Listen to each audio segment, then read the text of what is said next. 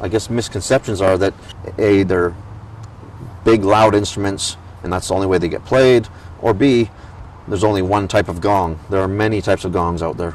People are still unaware of just the level of art that the gong has been taken to. There are gong practitioners out there. We may be, in a way, few in number, but we cover the globe.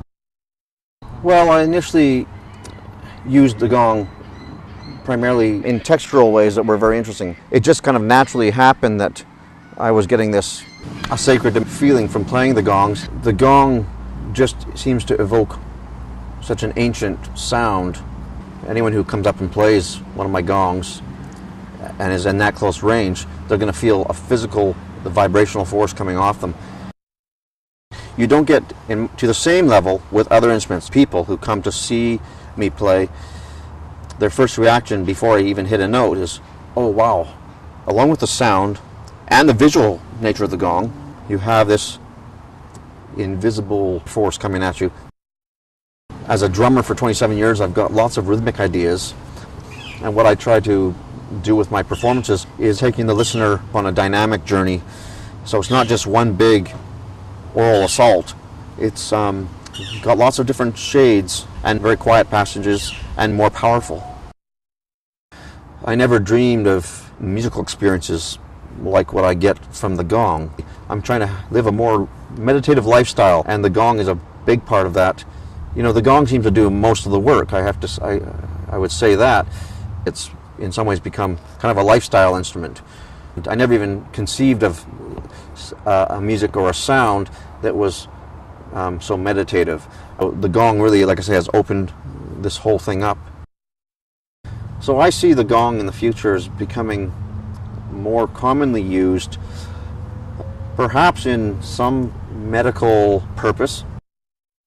I think the world in general is more and more receptive to wanting more peace, and a lot of people exploring alternative forms of medicine, meditation practices, and I think the gong really goes hand in hand with that.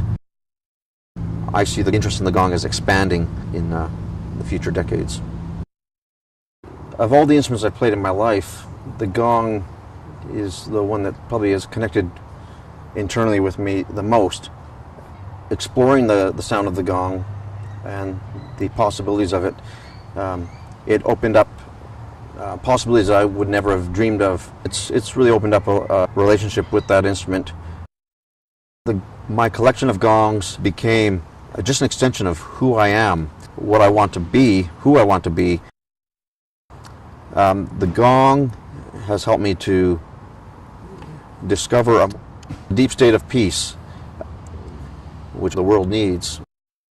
I've never heard an instrument like them. I've come to appreciate them not just being a piece of metal, but a very live being that responds to its environment.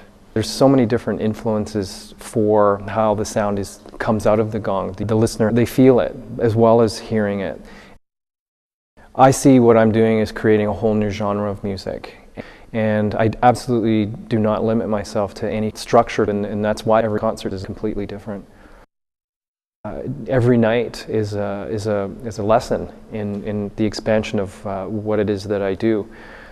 It's very soft on occasion. Now that being said, there are nights when it's very dark and ominous and deep, but that's what people are looking for. You know, people who come to see me want to go deep.